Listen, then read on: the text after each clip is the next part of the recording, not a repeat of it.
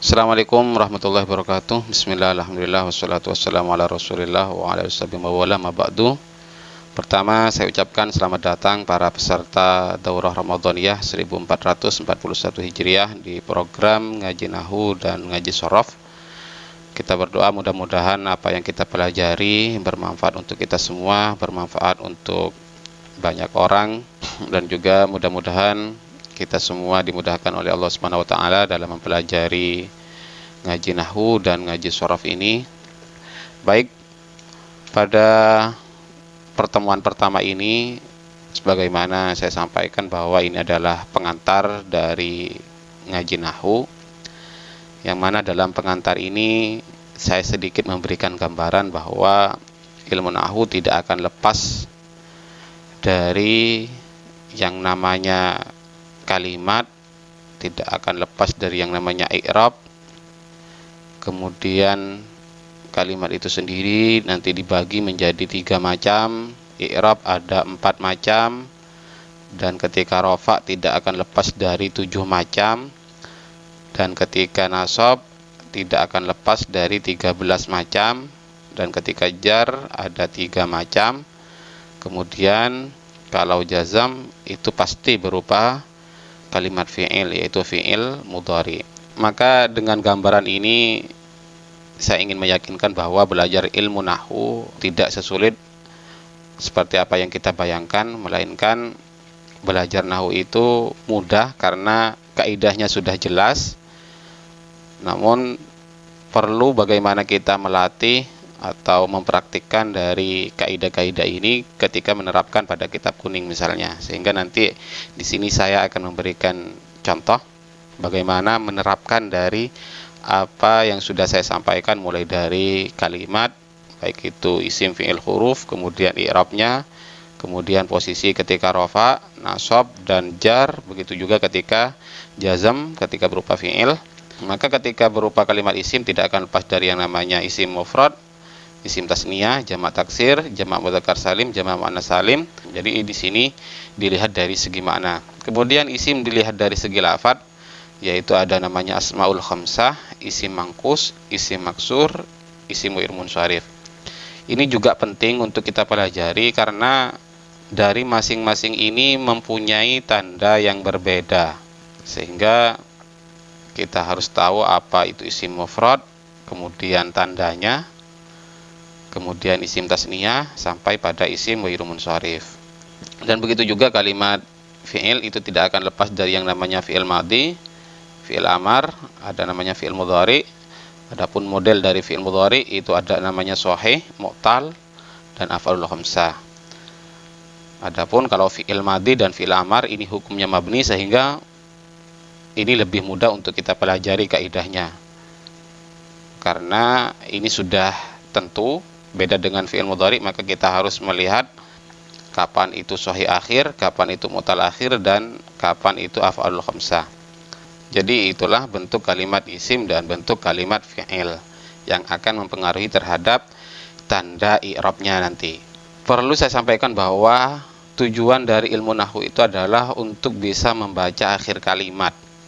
Jadi di sini ada huruf ba, ada huruf nun, ada huruf mim, di sini juga ada mim. Maka tugas dari ilmu Nahwu membaca akhir kalimat di sini apakah rofa, dan biasanya rofa itu ditandai dengan dhammah, apakah kitabu, kemudian apakah nasab. Kalau nasab berarti dibaca kitabah, kalau jar berarti dibaca kitabi, dan kalau jazam berarti kitab. Namun meski demikian nanti ada beberapa tanda yang menggantikan dari dhammah. Misalnya ketika rofa menggunakan alif, jadi tidak selamanya menggunakan dhammah. Begitu juga ketika nasab tidak selamanya menggunakan fathah, dan ketika jar tidak selamanya menggunakan kasroh. Begitu juga dengan yang jazam tidak selamanya menggunakan sukun. Maka bisa saja rofa menggunakan alif misalnya, kemudian bisa saja rofa menggunakan waw. Jadi selain harkat juga ada nantinya huruf yang menggantikan tanda i'rabnya. Namun untuk mempermudah, Anggap saja kalau rafa itu adalah dhammah, nasab adalah fathah, jar, kasroh, dan jazam adalah sukun. Maka ketika nahwu itu berbicara tentang akhir kalimat, maka tentunya kita harus mengenal kalimat itu sendiri.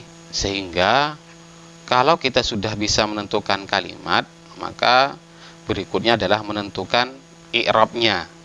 Kemudian setelah menentukan i'rab, kira-kira dibaca rafa, apakah dibaca nasab atau jar atau jazam, maka jawabannya tidak akan lepas dari yang namanya fa'il, naibul fa'il, sampai tawabi kalau rafa. Begitu juga kalau nasab tidak akan lepas dari maf'ul bih sampai tawabi nantinya. Sedangkan kalau jar itu pilihannya adalah majrur, mudhaf ilaih, dan tawabi. Dan ini tentunya apakah semua isim di sini mempunyai 4 i'rab ini? Tentunya tidak. Maka ini akan mempermudah atau mengurangi dari beban kita bahwa isim itu hanya ada 3 i'rab: rafa, nasab, dan jar. Begitu juga dengan fi'il, rafa, kemudian nasab, dan jazam. Sedangkan huruf, kalimat huruf secara keseluruhan itu hukumnya mabni, sehingga tidak membutuhkan pada istilah i'rab, baik itu rafa, nasab, jar, dan jazam. Sehingga tentunya mengurangi lagi terhadap beban kita untuk menghafal kaidah-kaidahnya. Kalau kalimat huruf cukup menghafal misalnya huruf min. Jadi kalau huruf min ya tinggal kita hafalkan. Begitu juga fi misalnya.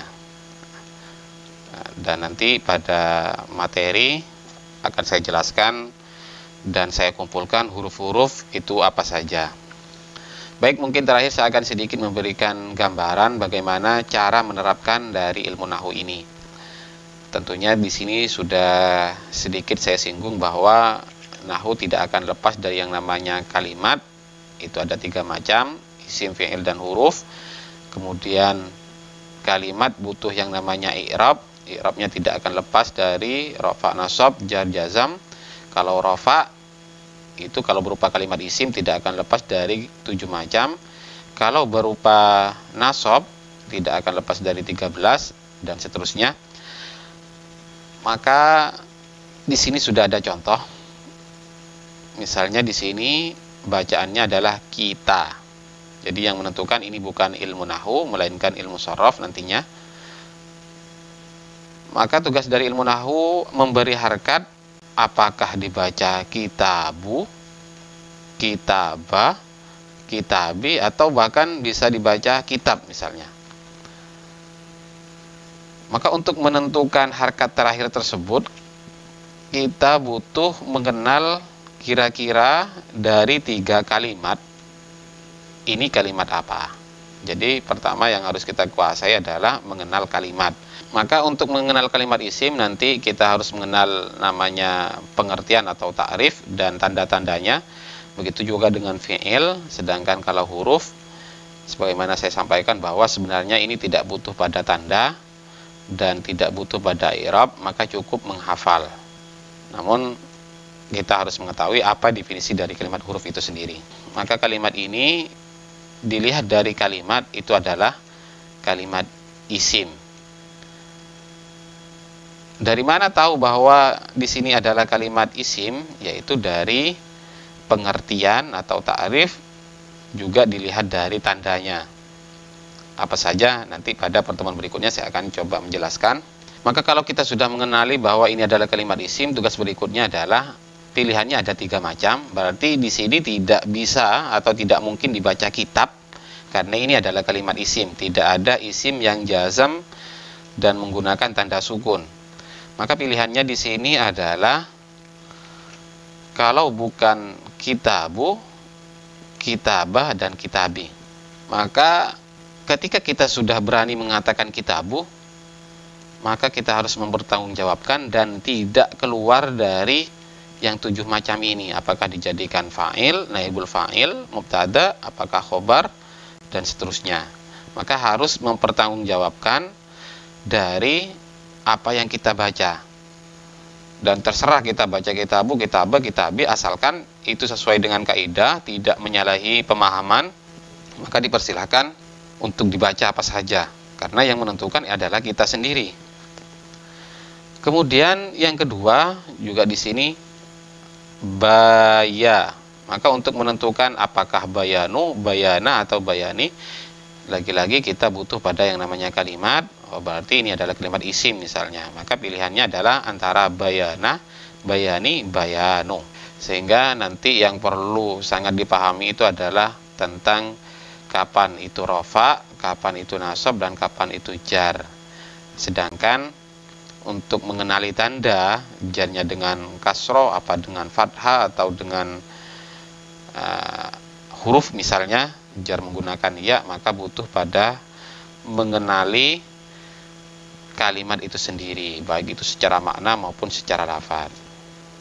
Jadi mungkin itu gambaran pada pertemuan ini, bahwa apa yang akan kita pelajari tidak akan lepas dari ini, dan tentunya ini sangat mudah. Tinggal kita mengetahui apa itu fa'il nantinya, kemudian apa itu maf'ul bih, dan apa itu majrur, apa itu mudhaf ilaih, kemudian dari kalimat itu sendiri apa yang dinamakan isim mufrad, isim tasniyah, dan lain sebagainya. Jadi begitu seterusnya untuk mempraktikkan apakah di sini baca ahkami, ahkamu, atau ahkama. Maka kalau sudah mengetahui bahwa ini adalah kalimat isim misalnya, berarti pilihannya cuma 3 antara ahkami, ahkama, ahkamu. Kemudian di sini juga ada kata sia. Apakah siamu, siami, siamah. Baik, mungkin itu saja pada pengenalan atau pengantar dalam ilmu nahwu.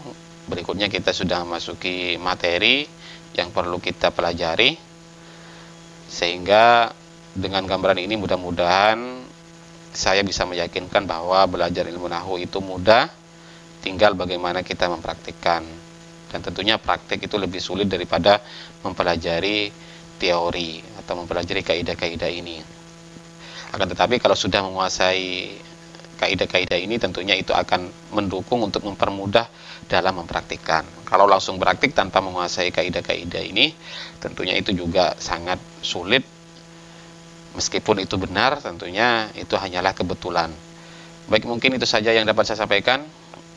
Wallahul musta'an ila sabilir rahman. Kita jumpa pada kesempatan berikutnya. Assalamualaikum warahmatullahi wabarakatuh.